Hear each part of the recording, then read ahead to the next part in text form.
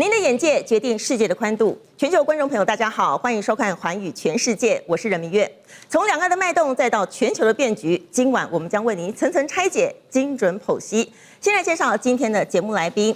前资深外交官介文吉介大使。明月好，各位朋友大家好。前立法委员林玉芳林委员。大家好。时事评论员王尚志尚志哥。观众朋友大家好。好，那么我们接下来介绍今天呢，主要我们节目的重点。中国发布了 Kimi K3以及 EUV 问世，那对后续的世界的这个经济发展为何呢？美国总统川普啊，他竟然就在美中升温之际啊，竟然对外发布了中国介入美国选举，也引发了后续一连串的讨论。那么呢，这个美伊战争啊，后续会如何走向呢？也都会在我们今天晚上的节目为大家深入的来讨论。也先请观众朋友们帮我们按赞、订阅、开启小铃铛，也分享给你的亲朋好友。可以的话呢，也可以上线来留言，跟我们一起互动，一起掌握世界的脉动。我们先来看到这一周的世界的焦点。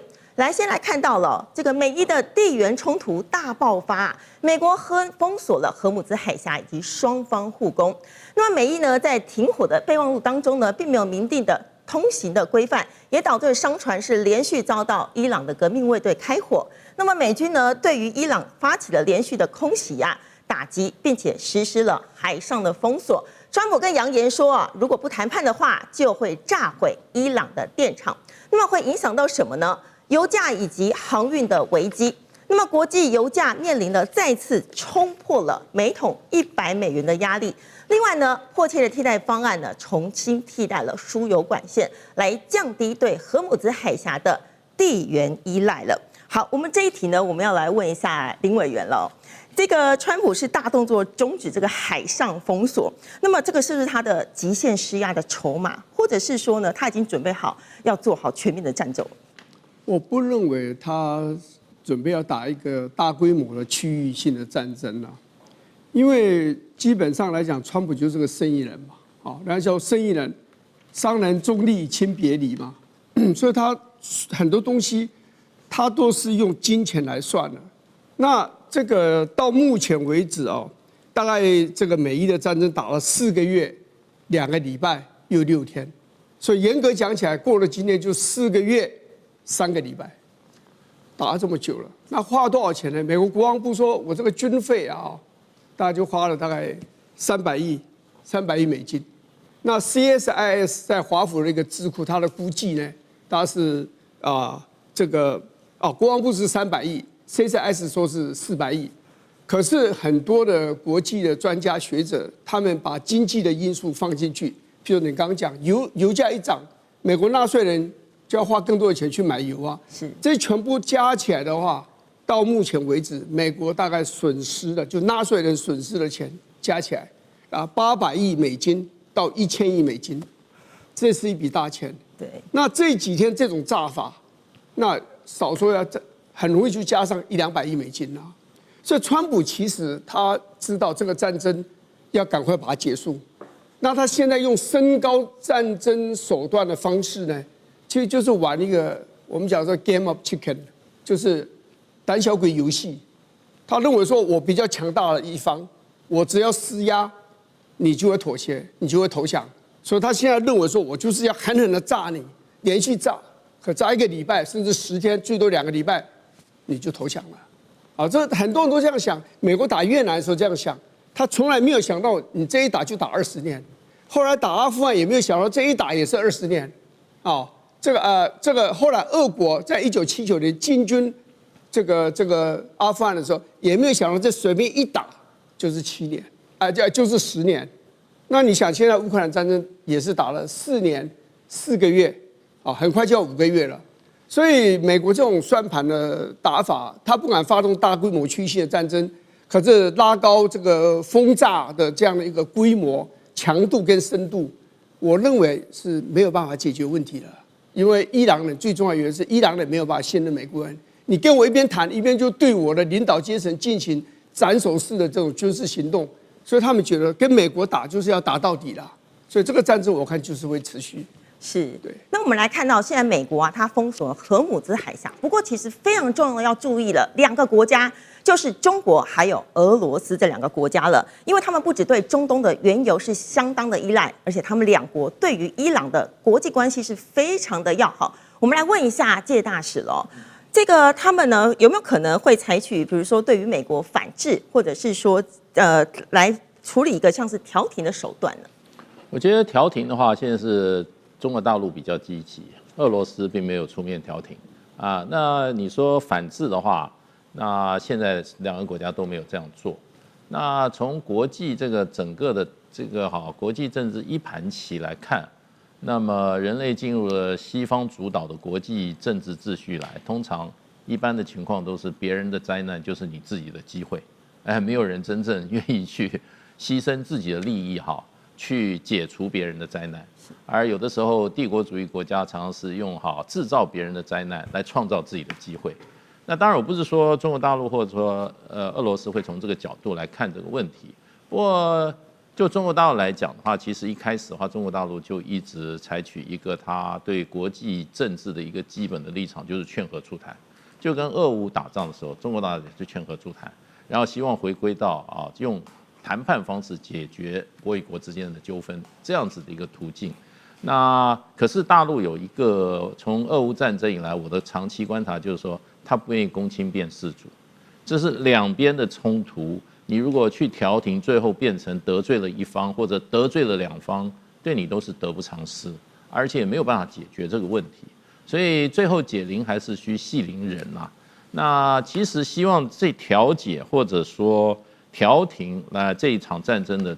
最直接的苦主来讲的话，应该是波斯湾的国家，尤其是这个海湾国家组织的这些阿拉伯国家，以这个沙特为首，所以他们也没有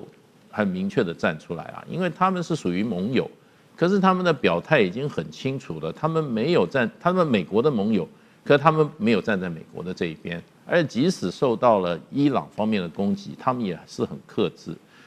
他们的考量就是不希望这场战争扩大，因为真正的受害者可能不是只有伊朗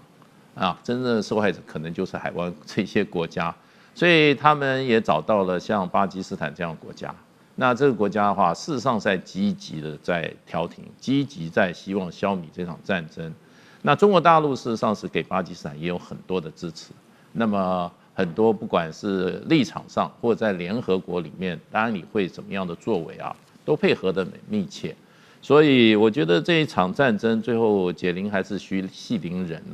那伊朗是保家卫国，那是维持自己国家的领土完整，那么防止自己国家被外国的军队侵略跟占领他是有这种战斗的决心。那你也不能说他不断的不放下武器，或者说他继续这场战争他不会轻易的放弃。那原因是他是在保障他的核心利益，他的国家被攻击了，而且另外一方面，伊朗采取的战略从头开始就是等比报复，他从来没有主动攻击过，只是被攻击以后，他用同样的比例进行报复而已。所以主动的攻击从头到尾都是美国这一方。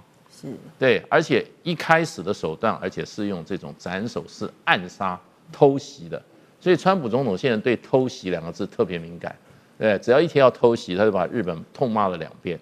所以这场战争真正的关键现在很清楚，就是川普愿不愿意，要不要继续打下去。他只要停下这场战争，这场战争就结束了。那能够影响川普的有谁？你说连美国老百姓、美国的宪法都管不了他，其他国家管得了他吗？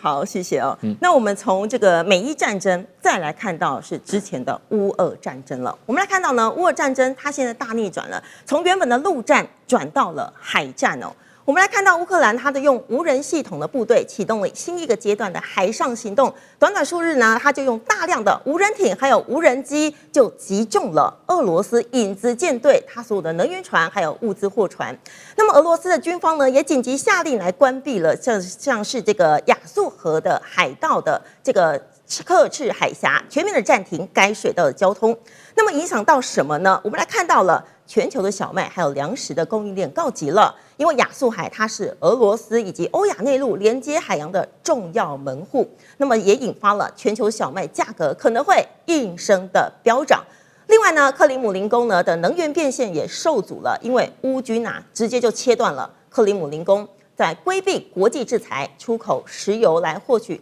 战争资金的生命线了。好，我们来问一下尚志哥喽，这个一个是荷姆兹海峡被封锁，现在又多了一个亚速海被封锁，那么这个会不会造成新一波的粮食危机，或者是说又造成另一波的这个新一波的全球通膨？好，首先这个有关于这一次粮食危机小麦的讨论，还是要来看现在俄乌战争当中这一波针对在黑海跟亚速海航道，那么这边在打什么战？怎么回事呢？其实主要的原因是克里米亚半岛。那我们都知道，现在俄罗斯占领了乌东地区，那这块当然大家都是这个是缠斗着哦。那俄罗斯要控制这个地方，它要花费很大的力气。然而这里头终究是跟俄国的部分的陆路的这个交接的地方。但是克里米亚半岛作为早前俄罗斯很早就拿下来的地方，它这里其实主要是现在乌克兰也还在这附近有一个兵力的防守，特别是无人机哦。但是克里米亚半岛它没有办法从乌东直接俄罗斯去做那边的补给。要知道，在俄乌战争打起来，那么其实乌克兰针对克里米亚半岛采取封锁的状态，就指的俄罗斯在补给，无论是燃料、包括粮食等等，就要透过黑海跟所谓亚速海航道。那这里头它就不断的要用船运到克里米亚半岛，那这个乌克兰就无人机，你来了我就炸你，你来我就炸你。那这个地方都知道没有办法用这个俄罗斯的部分的海军来护卫，所以这就造就了整个俄罗斯在这一阵子大概有超过116艘的货轮跟油轮都被炸，都被无人机攻击。源头是这样子来的。那么在这个过程里头，后来发现其实俄乌双方对于彼此当然都在攻击。那么乌克兰采取这个叫摩洛哥行动，刚刚讲已经炸掉超过116艘俄罗斯的部分的船舰，那也就使得我们都知道呢，小麦这个部分其实无论俄罗斯、无论乌克兰，都是全世界非常重要的出口国，而且又便宜，那么这个状况又好，这就使得看，到底有没有影响？有，俄罗斯影响了25%，乌克兰影响了30%。那我们知道，其实，在2022年一开始俄乌战争打的时候，当时其实小麦受很大的影响，但那时候是缺，因为整个就乱掉了。此刻呢，还是有生产，双方俄乌都还是有产小麦，但是在航运上，就是物流这一次就被卡到了。那么全球市场影响所及很敏感，在整个我们看最重要的是芝加哥的期货交易所，大概就创了2年的新高。那么包括巴黎的磨粉小麦的市场也创了大概17个月新高，涨幅都是从5%涨到15%，而且现在恐慌的情绪还在持续的进行。那么因为这个部分都没有办法轻易的获得解决，所以我觉得要大家特别注意的部分是说，先前大家都觉得小麦在2年前，那么应该大家都适应了，可是，一旦有局部性的冲突，虽然核心是为了克里米亚岛，可是半岛。但整个延伸所及，一旦有一些风吹草动，就会使得大家现在对于能源也好，对于刚刚讲延伸到对于这种原物料，乃至包括小麦，那这次除了小麦的价格高涨之外，连带也影响到不应该被影响的玉米等等的这些粮食，最近其实都在波动当中，这也就是战争所带来的后续影响。好，谢谢。那我们要问一下林委员了。那么对于乌克兰这样小国家，他用无人机的这个战术来打败了这个俄国的这个军队，那么对于我们台海关系来看，有没有什么样的启示？就这几个字就是关键，就叫不对称的战争。好，因为大国跟小国的差别在，就大国的整体的作战的资源非常丰沛，小国相对来看就弱很多。所以俄国本来要打乌克兰，它就3个礼拜就要占领基辅跟周遭重要的据点，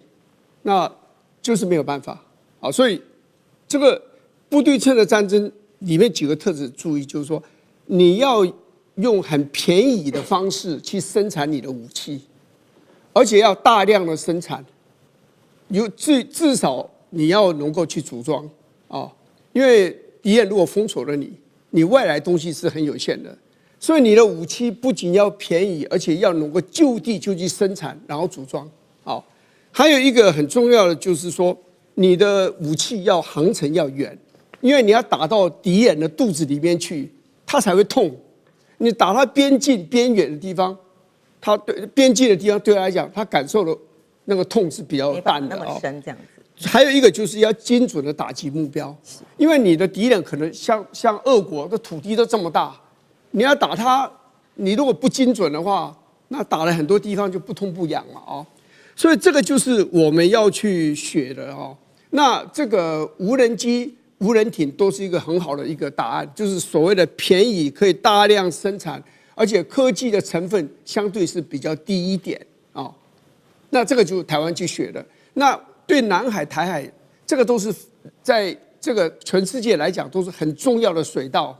所以你这个无人机，你不仅要打到对方的肚子里面去，你要能够封锁周遭的海域，也就是说，兵不厌诈哦，就是说你要让敌人很痛苦，因为你可以打他，让他船都出不来，像俄国的船，你都没有办法去补给克里米亚一样，你的陆上的交通也没有办法去补给。然后你也让周遭的邻邦非常的痛苦，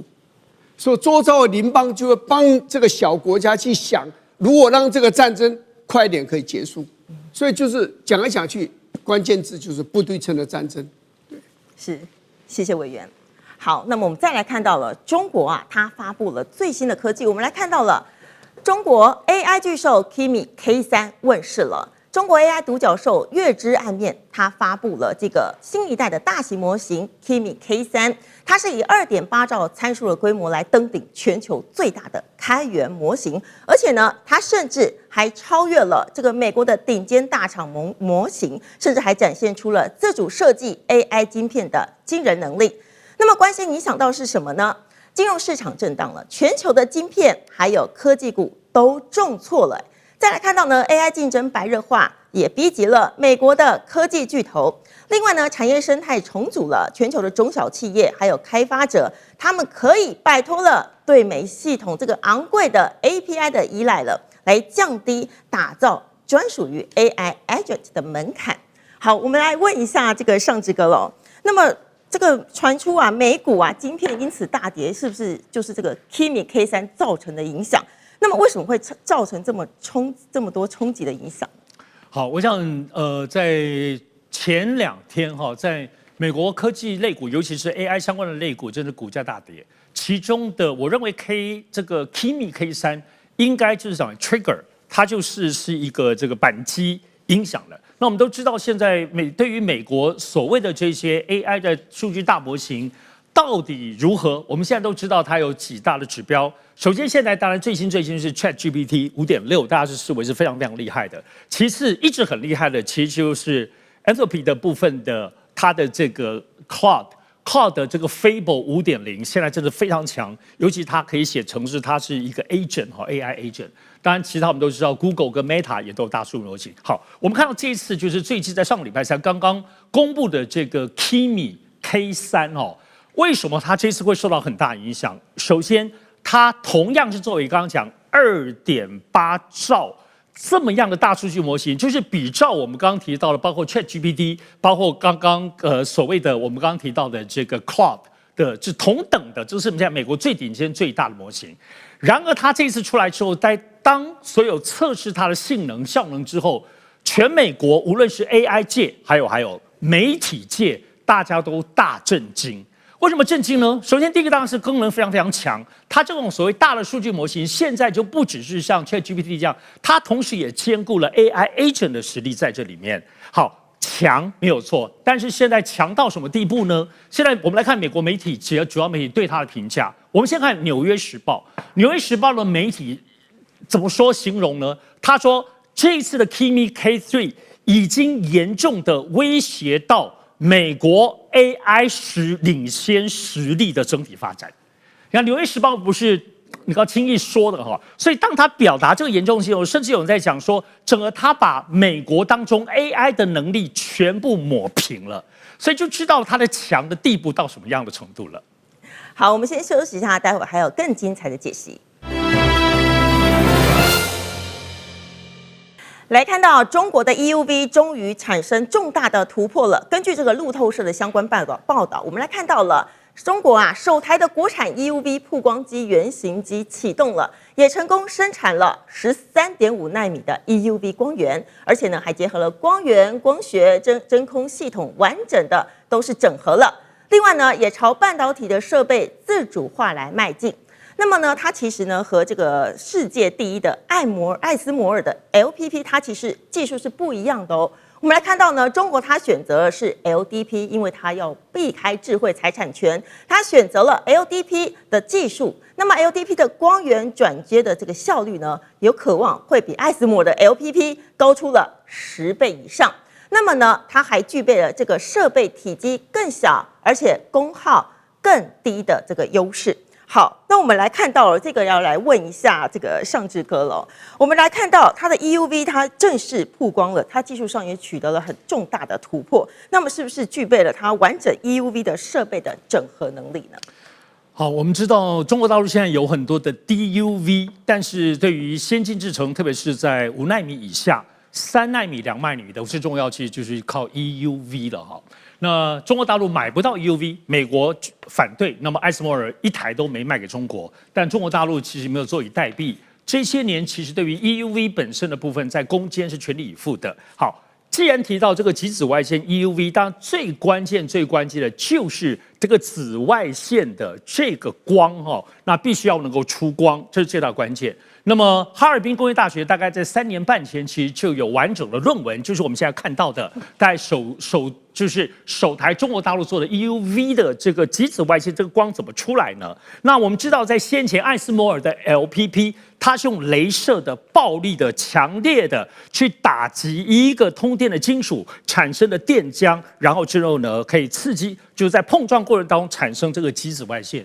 中国大陆要回避这些专利，所以它的这个做法同样虽然是雷射对电浆，但基本上是双方放电。我的形容就是这样讲说，原先艾斯摩尔的部分就是一个暴力的直撞，但是呢，现在中国大陆的这其实说是双向奔赴，电浆通电，然后再诱发出来。当然刚刚讲极紫外线，所以是完全跟这个欧美的专利是没有任何相干的。我们知道极紫外线是这样子，艾斯摩尔的零组件当中超过10万个。一块一块的零组件，真正的零件有70万个之多。要知道里头所有涉及的专利不知凡几，中国大陆全部都要绕开。但是现在最重要，就刚刚讲极紫外线这光源。然而现在已经知道的部分是2026年，今年就是现在7、8、9月第3季，这个整套的 EUV 就要上机台去做调校。当然，距离生产能不能有个 EUV 时间多久呢？今年不可能，但是说明后年吗？不知道。要知道，其实这个所谓的我们讲说这个 EUV 呢，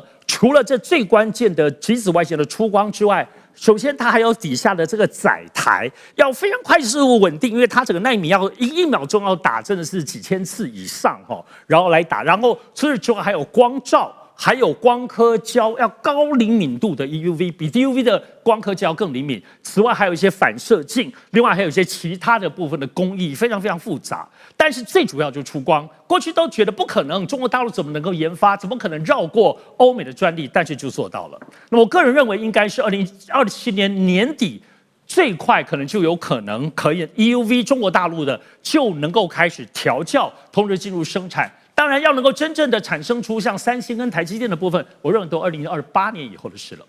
好，那么再来看到，随着这个 AI 的这个半导体焦点是水涨船高，我们来看到艾斯摩尔公布了最新的亮眼财报了。来看到呢，因为 AI 的推升半导体的需求，艾斯摩尔你要调涨这个设备的售价。那么他的这个第一大的这个客户啊，台积电就强烈的反弹了，而且呢，双方目前还在展开了这个激烈的攻防战。这题我们要问一下李委员喽，这个对于我们台积电啊，就是它要涨价，会不会有什么样的影响？台积电现在是艾斯摩尔的最大的客户了，所以它绝对有议价的空间。它真的要小心的，就是说，在川普政府的这样的一个操作之下。会越来越多的这个大厂啊，譬如说大的公司，像苹果啊，像这个黄仁勋的公司 NVIDIA 这些，他们慢慢就转向跟 Intel 去买这个机器。那这样的 Intel 就有更多的资本可以去买这个艾斯摩尔最好的这种产品。他最近买的都是那种 EUV， 都是买最好的。好，所以这样的你台积电在整个艾斯摩尔的客户名单上，他10大客户他排第1，那你很可能就会掉下来，掉第2，甚至掉第3，那你溢价的空间当然就会变得窄小了。那现在台积电最好的一件事就是它要怎么节约它的成本，就是说，第一个，它生产的这个晶片的确真的是好，非常非常好，而且交货非常的准时，而且售后的服务也做得非常的好，所以呢，客户喜欢它的东西，那他就要调高价钱，卖它的晶片的能力就变得比较强啊。另外一方面，就是我刚刚讲过来的，就是说，他现在是艾斯摩尔第1大的客户啊，所以艾斯摩尔至少在目前为止，你对这个第1大的客户，你不能够说你完全不管，你爱涨多少就可以涨多少。大概他还没有办法这样子来对付这个台积电，所以台积电现在对艾斯摩尔还是有比较大的溢价的空间。好，那么就在这个中国啊，它宣布了发布 EUV 突破成功之后呢，它也同时宣布了这个氦气啊，它要管制了。我们来看到呢。氦气啊，它其实是半导体制造的核心原料，广泛都运用在像是气象沉积啊、晶圆冷却，还有刻蚀等关键的制程。重点是，现在中国研发出来的 EUV 就是它来负责降温的。那么我们来看到了这个不用 DUV 的话，不靠 EUV 啊，直接就压印电路。我们来看到模具呢，直接是转印了晶片的图案。那么设备成本渴望会降低90%哦。那么再来呢，也会降低先进的曝光设备的依赖。另外呢，再来看到是奈米压印的距离成熟，其实是还有挑战的，因为呢，具备了像是缺陷率的控制啊、模具的使用寿命，还有模具的是一些寿命以及技术突破。其实并不等于它就会商业的量产。这一题我们是要问一下尚志哥哦。那么它其实呢，中国突破了 EUV， 那它又限制了这个氦气出口，它是不是要保留它的战力，或者是说，其实它的这个氦气的产量其实有压力？好，氦气中国大陆在10号的时候又突然宣布，没有任何迹象就完全禁止出口。那主要的原因其实是这样子：今年4月的时候。全世界产最多氦气的就美国，美国在4月就是说不出口了。那再接下来是大概全世界产第3名的是俄罗斯，俄罗斯大概也在5月下旬的时候也说不出口了，大家都不出口了。唯一能够出口的是谁？就是第2个全世界这个产量的就是卡达。那我们知道呢，氦气是这样子，氦气是在生产液化天然气的时候所连带生产出来的东西，但出来的时候一开始不纯，是很粗的。所以呢，中国大陆虽然没有生产，可是有卡达。先前有从美国进的这个氦气之后，中国是全世界最有提纯能力，而且这个提纯不是99.9%，比如这么纯，还包括它是高科技精密用途。氦气的精密用途非常重要哈，我想大家最普遍知道的不是打气球哈，它其实是包括像核磁共振。另外，航太、光纤生产的过程里头都会用到，而最重要的其实在半导体科技。我们刚刚提到 EUV， 就是因为氦气是这样，它是拿来做什么？它是拿来做冷却。要知道，我们都是有液态氮，对不对？我们都知道那个液态氮也很冷了，但液态还是现在人类在地球上能够控制的最冷的，它是-269度。所以当 EUV 那个极紫外线在打的时候，它是高温，它就必须要在氦气的围绕之下，它才不会破坏整个这个半导体的，包括这个光刻机的基建。所以呢，这里头其实最主要用途，中国大陆在7月初的时候如此宣布，就是因为中国大陆能提纯，但是他们自己本身的产量非常非常少，全世界不到5%而已，所以已经预估到未来的中国长期以来科技运用，而且氦气很难保存。前阵子听说中国大陆跟石油一样，他们就在一个岩层里头找到一个保存氦气的方式。你知道氦气多困难保存吗？像我们知道台积电，他们都只有存1个礼拜，因为你只要能够把氦气灌进去，任何，除非你把它密封，否则只要你能灌进去，它就漏着出来。所以1个礼拜大概就漏光光了哈，因为它太轻，就融到大气里头，所以很难保存，又必须要提纯，而且在刚刚讲光电运用当中的时候呢，其实它又变得，因为现在全世界都在控制了，现在价格已经高出许多。中国大陆是为了战略用途，倒不是说为了要惩罚日本啊或等等的，但是因为中国有提纯的能力，它现在不出口了，像对于日本啊、韩国，甚至包括台湾，未来都会有所影响。好，我们谢谢尚志哥。我们再来看到，其实啊，像现在啊，全球都遵循的就是摩尔的定律了，是将这个传统晶片发展变成了把电晶体缩小，再把这个电子传输的距离给缩短。不过我们来看到这个华为的这个涛定律啊，它是改为垂直立体的堆叠。那么即使制程它是没有持续的微缩的，不过呢，它也的确提升了 AI 的运算效能。我们来问一下介大使哦，那么中国啊，它其实啊，就是不同于欧美的半导体的路线嘛，它是不是有可能会走自己的一条路呢？它现在必须要走自己一条路，因为中国大陆在这个晶片设计上是没有问题，可是制造上它被卡于直接，就是说制造设备，最主要就是说你要做这些7奈米以下这些晶片哈，你必须要有极紫外光机，那这个极紫外光卡在这个荷兰手里面，荷兰又被美国卡住，所以没有极紫外光，你的晶片就没有办法照摩尔定律，你不断的这个所谓的缩微。不断的把这个晶片越做越小，能效越做越大。那所以这个涛定律事实上就是走另外一个途径，它是说它的核心观念就是说啊，它是进行时间缩微，而不是进行物理缩微。他认为时间缩微就是把这些晶片之间的距离这个晶体之间距离把它缩短，然后呢要争取时间。那这个方法就是所谓的3D 的堆叠的方式。那其实这是一种概念的改进啊，那是不是能够造成最后的突破呢？这还要看它基本上它要克服一些比较困难的问题，就是说第一个就是说它的能耗的问题，它会不会它消耗的这些电力啊会不会很大？那另外一方就是一个它的集体散热的问题，因为有人说它这个堆叠它虽然是3D 的这种逻辑折叠，可是会不会造成这个这个散热热能会增加，散热的问题会造成太过热的时候，它的能效往下降，所以这是一个问题。第4个就是一个所有的晶片制造最后考量就是个良率，就是说你制造的过程会不会太过困难？那你制造10片，你只有1片成功，那个消耗不合经济的成本，所以这几个元素它都要去克服。不过不管你用什么技术，还是你用什么设备，你如果能够做到体小量大，体积很小，能量越来越大，你能够变成它的能耗变成比较低，你能够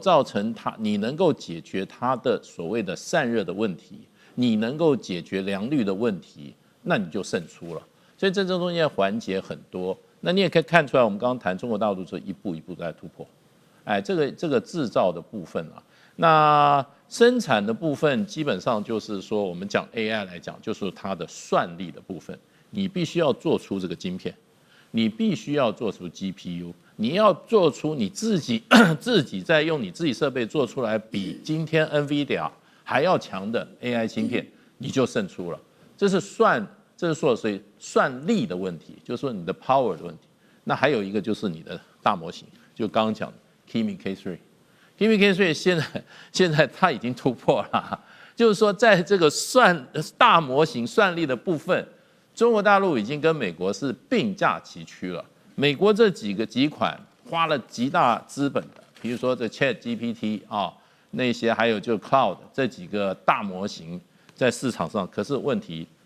现在它的问题是什么？第一个它不是开源的，它是闭源的；第二个它的这个成本很高。你要使用的话，你要付的费用高很多，所以我认为现在就是说，在 AI 的整个的这个竞争上，在算力上面，中国大陆还在后面追赶，不晓得是3年或者5年。那你可是你不就是说你的这个大模型的部分呢，你事实上已经并驾齐驱了，而且它有一个优势，就是它的成本比较低。是，所以未来成本也可能会成为后续的考量。是。好，谢谢大使哦。好，我们先休息一下，待会节目当中还有更精彩的解析。中东局势正在快速的升高，我们来看到美国对伊朗又加重打击了。先来看到美军中央司令部就证实了，连续7天对于伊朗来展开空袭。那么德黑兰也放话如果这个美军持续的攻击的话，将会展开更大规模的报复。荷姆兹海峡也传出有2艘的油轮是爆炸的起火了。好，那么美军攻击连续7天空袭了伊朗的境内目标，伊朗的中部的多处都遭遇到空袭了，而南部地方多个省份也遭到空袭。另外呢，伊朗更是指控了美军他们攻击的是桥梁、铁路还有其他的民用设施。我们来换句话说呢，其实美军他攻击的不是只有这个军事系统，而是民生的设施了。换句话说呢，他要攻击的是影响伊朗的后勤运输能力，因为像是这个桥梁铁路就是国家调动兵力还有补给武器的重要命脉。那么如果这些运输系统遭到破坏的话，那么再多的飞弹、再多的这个部队也都是无法部署的。另外呢，我们来看到伊朗的革命卫队就宣称了，他们已经攻击了巴林美军的无人机存放设施，同时呢，还针对了像是巴林、科威特、阿曼、卡达还有约旦。以及呢，这个叙利亚的境内相关的美军相关的目标都是他们的攻击。那么这些我们可以看出来，伊朗正在把战场从本土移到整个波斯湾了。另外呢，我们来看到美伊冲突也持续的影响到周边这个科威特政府就表示了，境内有一座的发电厂，还有这个供水设施都是遭遇到了攻击。那么部分的发电机组是受损，并且引发了火势，而当局也已经呼吁说，民众要节约用电了。那么由于波斯湾都是高度的依赖海水淡化厂的供应民生的用水，那么这些设施如果被攻击的话，可能就会在数天之内对于这些地方的人民造成人道上的损失以及经济的后果。我们来问一下介大使喽。那么现在其实美国攻击这些地方，它真正的目标是要逼伊朗回到谈判桌吗？原则上应该是，因为美国也没有真正想要卷入一场永无止境的大战，而且不断升高的战争。所以到目前为止的话，这些攻击的目标虽然说伊朗已经说你已经打到关键民生基础设施了，你打这些桥梁，你去打这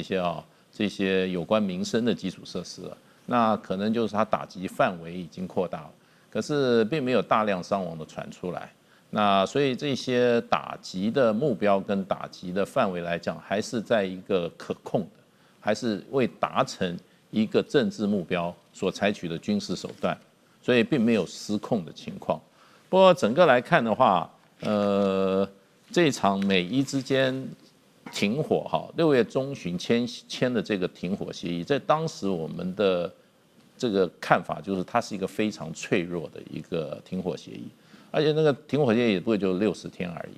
那可是问题它只维持了20几天就破局了。那这里面的原因呢，你要怪谁？那很难说，因为现在的问题就是说，还是冲突点已经不是什么伊朗拥有核武，或者说伊朗什么这个政权如何这个不讲人权，不是这个问题了。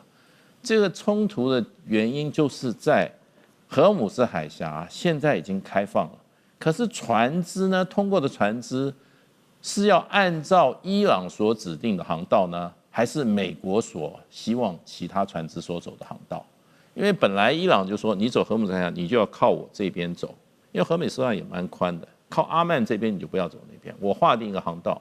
你不走这个航道的话，我就攻击你。所以，可是美国又跟很多这些船东讲说，你们不要走伊朗指定航道，你要走靠近阿曼的航道。所以就造成了有些船只就想试试看，就走美国人的走的航道，一走了以后，就是不是触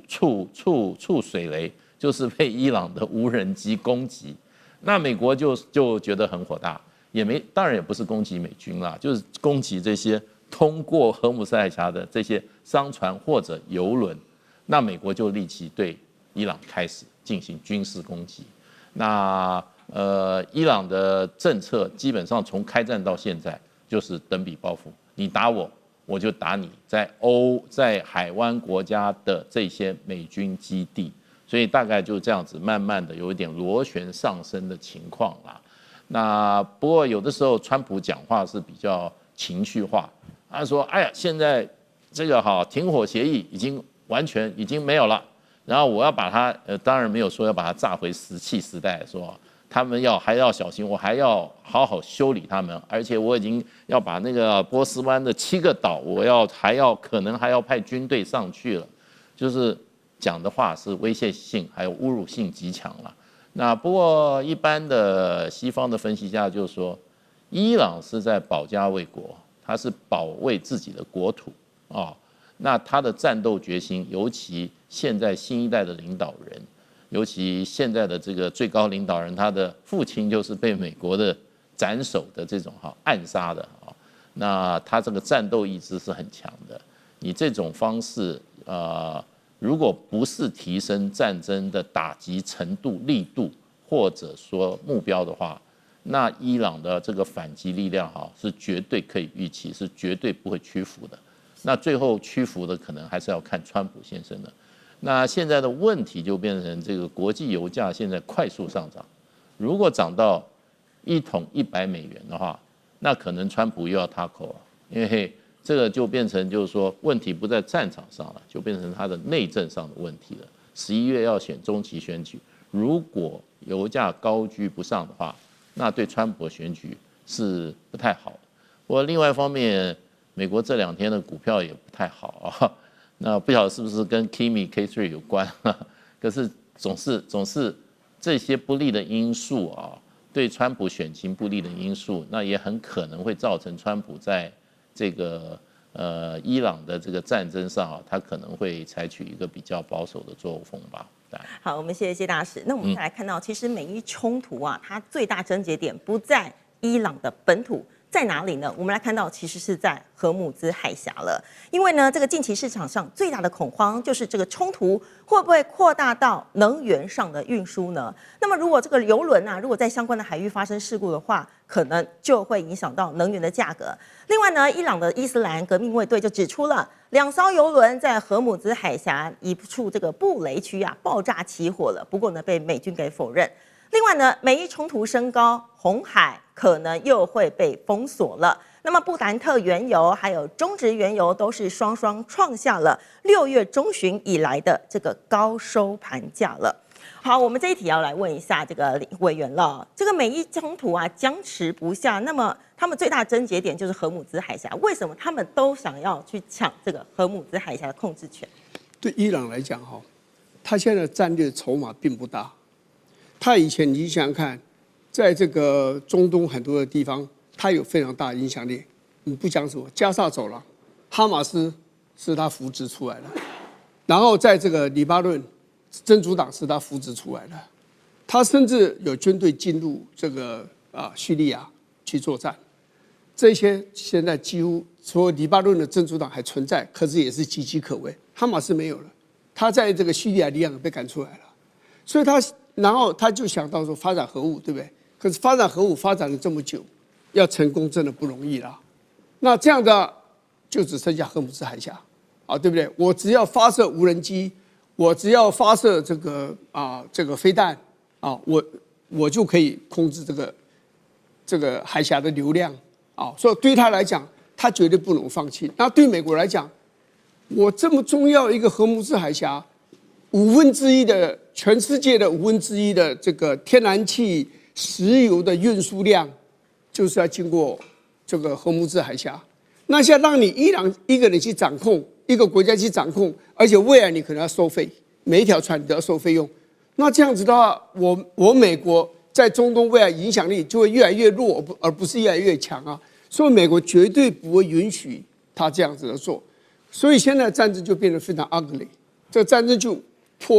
越走越难看啊！你炸我就炸周围的其他国家，那美国就炸你的民生设施，这个都是不应该的。坦白讲，都是这个叫做这个怎么讲？壮者不欲为了这已经没有所谓的战争也要守规矩，这已经没有战争的规矩，没有游戏的规矩可言了。可是这个战争就是变得现在有点失控，但是我觉得美国也不敢再继续打下去。很重要一件事，你这个冲突再扩大的话，那请问你油价现在是昨天布兰特是88块钱1桶，西德州的中级原油是82块。你如果真的到100块的话，物价马上就高升起来。期中选举快到了呢，而且你知道上一次的冲突美军当时说死亡7个人，所以这几天透露出来，一共死了14个人，有些可能重伤在医院，后来死掉了。14个人。如果你这个战争在变得越来越 ugly， 越来越丑陋，这样打下去，美军的死伤人数会出现，而且会增加。那这样子的话，你怎么选举？美国人就会想到就是越战，又来了一个越战，又来了另外一个阿富汗的战争，对美国民众来讲，他没有办法接受。好，我们谢谢委员哦。再来看到了，其实呢，这个美伊冲突是持续的升高。我们来看到国际社会的关注啊，危机是否会演变成更大规模的地缘政治的竞逐呢？那么中东长期以来啊，不只是能源产地，更是连接了欧亚非的战略通道。谁可以影响到中东，就等于可以影响到全球的能源供应，还有航运安全，以及呢国际秩序的走向。那么伊朗可能会转向更为激进代理人战争的模式吗？我们来问一下尚志哥哦。针对呢这一场美伊对峙，表面上看起来像是两国的冲突，但是其实更深层的原因好像是中东的这个权力秩序正在重组当中。是的，我们首先看这一波的美伊冲突哈，不得不说，这一次其实美国的主导性要更高哦。为什么这样讲？这连续7天对伊朗的攻击，基本上每次都在派遣了超过100架以上的部分的这个军机哈，而且它整个是很有策略的。举个例子，在昨天的部分，我们录影的部分的前一天的这个昨天的美国的攻击当中，它是沿着从哈尔克岛波湾当中大概1700公里。轰炸了13个伊朗的大大小小的港口，而且这里头在港口边上的这个炼油厂也都把它炸掉。所以呢，跟先前去攻击伊朗的北边的，包括像德黑兰其他部分城市不一样。所以它这种集中性，如同前面包括老师所提到的，更集中在荷姆兹海峡的控制权。所以呢，而且最近其实美国还包括一些新的军力集结哦，美国包括从日本、韩国跟美国本土对于各类的轰炸机也开始集结，包括有大概17000人最新的部分的所谓的包括的这个空降部队哈，那么也都开始在集结。未来很可能在近期之内到月底之前，在整个波湾地区的话，会超过美军有7万人集中在这里。所以看得出来，美国是不是要系统是要真的地面战不知道，但是还继续在集结兵力这件事情并没有胡来。那当然，其实像我们看到伊朗在整个回击方面，基本上还是你打我，然后我还是有一个概念的回击你，但是没有像过去那么样的强烈。但是伊朗也不是没有想法，现在攻击美国基地，然后刚刚讲这个飞机的，还有各类的存放措施，还打击了这个皇冠大饭店，这个基本上是高级军官会住的地方，攻击一些美军的宿舍。所以现在也开始对于美军的人命，伊朗也没有这个松手哈，只是说它的动力不大。刚刚讲对于中东影响所及，最近其实受到瞩目，还包括胡塞组织跟沙特之间的大家的攻击，还有我们都知道沙特找了巴基斯坦来做保镖，然后也找了埃及来做保镖。那么大家是不是在整个空战上当中，巴基斯坦你也要做些事情啊？因为知道最近胡塞组织把沙特买的这个中国大陆的翼龙无人机打掉好几架，所以这里头其实有把刚刚讲巴基斯坦、埃及、中东波湾地区，还有甚至包括中国大陆的武器，这是一锅粥，就在最近这几天之内，大家卡来卡去，所以使得这里头究竟会不会战争扩大，还是大家都还是比较谨慎。像刚刚巴基斯坦虽然去做保镖，可是他不愿意打空战。所以这里头不只是美伊哦，在这一波的波湾战争当中，出现了一些期待影响所及的政治军事的这个新的变数，值得观察。那么我们再来问一下啊，我们要问一下，这个美国在中东长期建立的影响力有没有可能会受到挑战？我认为现在其实在美国方面是这样子，大家在关注的就是美国会不会真正的认真一点往下打？因为其实大家推论，随着其中选举，随着全世界的能源资本市场受到波动影响，总觉得川普在这方面其实处处受制。可是我就说，大家注意观察这几天，就是这几个礼拜，刚刚我提到了美军新的集结，包括还有新的动能进去，包括武器的捐输。当然，美国现在其实已经开始要把整个所谓的印太地区的库存都在调动了，仍然显示他们在整个军事弹药当中不可能无止境的打下去。那看起来最近其实川普还是就是火气大，有各种的批判。大家现在关注的就在于先前的这个停火协定是不是真的作废。现在看起来的部分是真正有点打起来，然后特别是在伊朗当中，穆尼塔巴就是说作废了哈，在伊朗内部是这样讲。然而，这是对伊朗自己本身的放话，实质这个谈判难道就真的不做了吗？但是你会看到，现在集中的东西又不是全面的像伊朗的战争，而还是集中在荷姆兹海峡。现在美国对于夺取荷姆兹海峡看起来是有想法，而且有具体的动作跟战略。那这个部分的话，如果美国继续集中下去，因为概念是伊朗只要失去对荷姆兹海峡的控制力，看起来在伊朗的大战略上当中，大概就会被斩掉，可能一个这最核心的部分了。看起来这是美军现在在思考跟集中专注在攻击的这一点。谢谢尚志哥，我们先休息一下，待会还有更精彩的解析。好，那么当全球的目光都聚焦在中东的局势，我们来看到现在美伊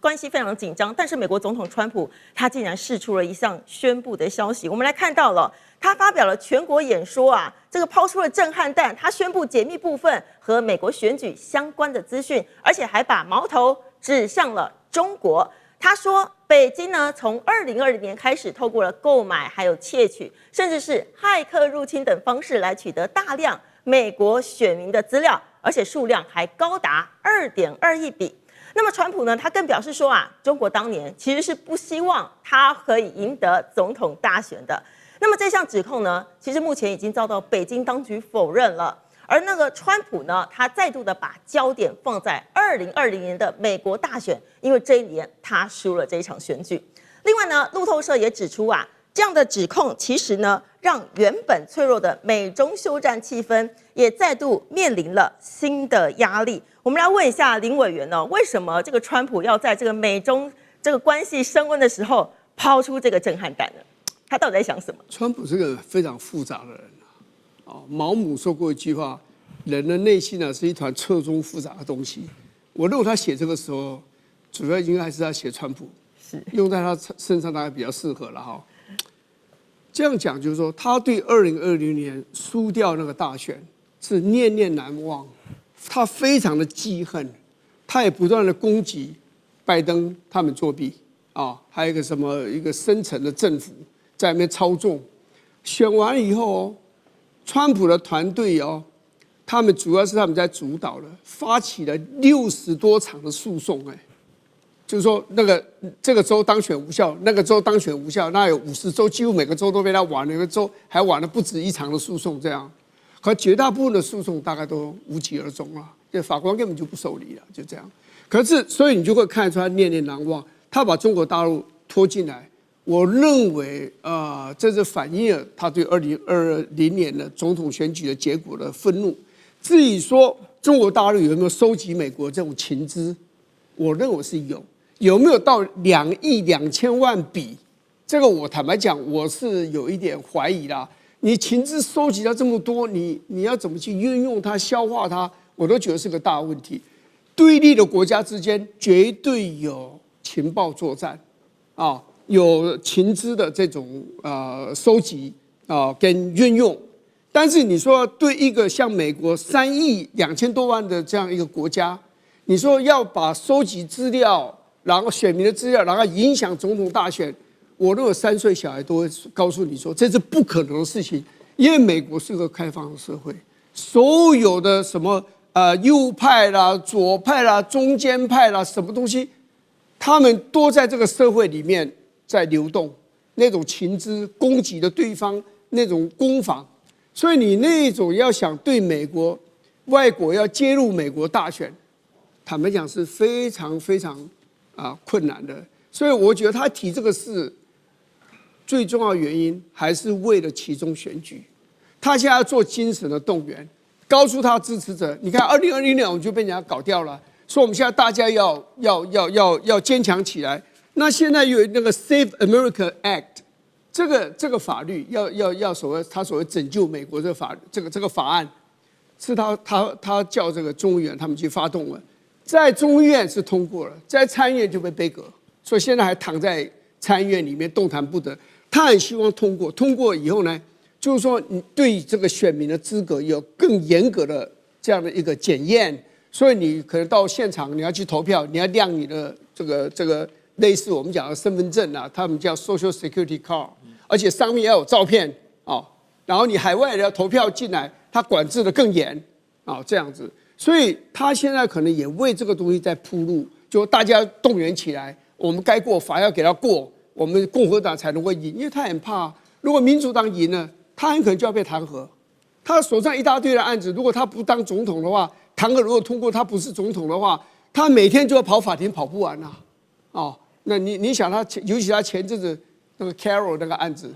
这个性侵案，他被罚了500多万美金呢。所以我认为他现在每一件事所想的就，其中选举一定要赢我一定要保住我的这个总统的这个宝座，大概就是这样子。所以这个时候拿中共出来讲，只会让他的说话变得更加的耸人听闻，然后更加的戏剧化，大概就只有这样而已。我不认为他想要改变跟中国大陆的政策。习近平9月要到美国去访问了然后10月在 APEC 在深圳要开会，川普说他也有可能要来参加。然后12月的14到15在迈阿密又有一个G20的一个会议，那习近平也可能会去，所以接着他们有很密切的来往。我不认为他是想改变跟中国大陆的关系。好，我们谢谢委员。刚刚委员提到他们未来会有这个密切的来往。不过呢，我们来看到，根据这个香港的南华早报的报道中国的外交部副部长马朝旭，他预计在下周就会访问美国了。那么外界认为，可能是在为未来刚刚委员提到的那些场景这个川习会来铺路了。那么美中竞争真正的核心，恐怕已经不是只有政治的攻防，而是关键的产业以及战略资源的来争夺了。好，我们再看到这个敏感时刻，川普突然是指控了中国2020年的美国大选影响来介选了。那么这个会不会影响到这个原本大家比较期待这个美中高层的见面呢？或者是说这个又给了川普有一些谈判的筹码呢？我们来问一下这个介大使川普他现在他是把中国议题当成谈判工具，还是说他要重新推高了对中国的全面竞争？我想两者兼具。那其实我们先提到刚刚就是川普这场演讲提到就是说2020年之前有2亿2千笔这个选民资料被泄露他这个影射中国大陆借此来作为介入美国选举他也没有提出什么直接证据。那可是他讲这个演讲这个内容不是演讲主要在讲这个内容，这是整篇演讲里面一个部分而已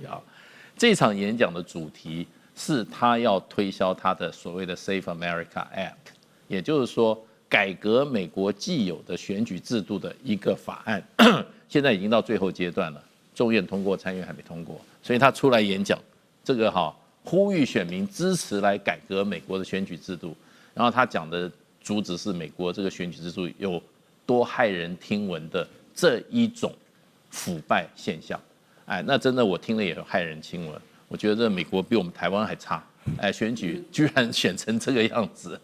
这些人还安坐其位，对不对？很多都是照他讲话都是造假、造票、欺骗当选的，包括他的前任的对手，对不对？那这样子的话，美国这个民主制度不是已经破产了吗？这是题外话了。不过他讲这个话，其实中国大陆这个在这一场演讲里面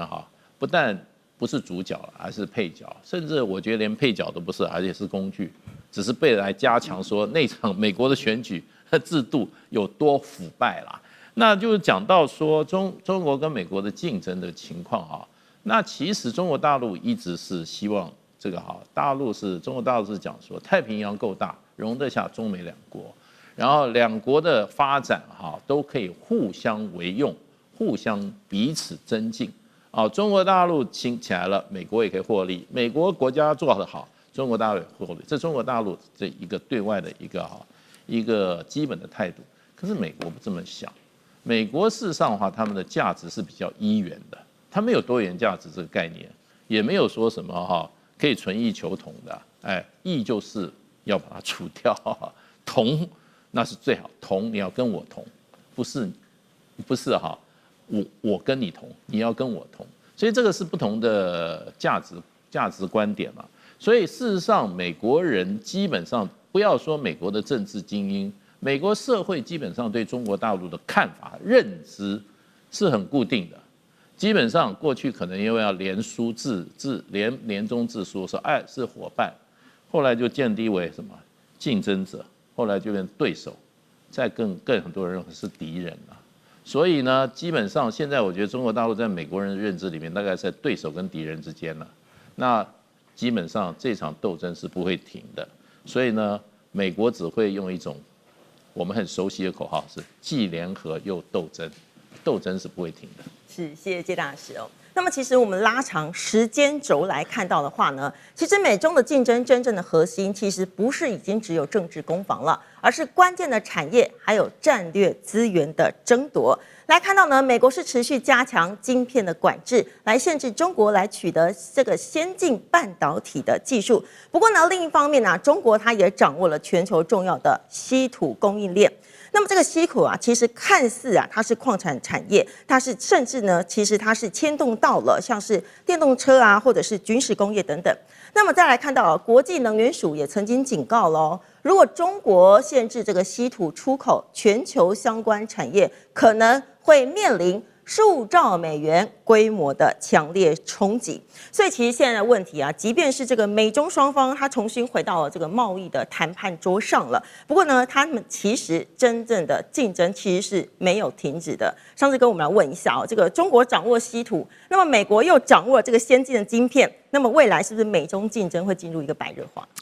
是的，首先我觉得现在我们讲美国掌握晶片，中国掌握稀土，我认为已经是现在进行式，它不新鲜了。我认为现在真正的中美两国的大国竞争，主要集中在 AI 跟科技，包括机器人在内。我举一个具体的例子，大家值得关注是中国大陆最近刚刚宣布，在未来5年之内要投资所谓6张网，要注意哦，这个很特别。这里头包括了算力网，包括了新型电网，包括了新型的通信网，包括了新一代的程序地下网。另外，除此之外，还有全新的物流网，以及叫水网。什么水网？不是水利工程哦，是包括水资源的调动。这个6张网在未来5年内，中国大陆要投资超过26兆人民币，而且已经具体了哦，谁5兆谁4兆很具体。这里头其实现在被归纳说，这就是习近平当初前几年提新质生产力具体的体现。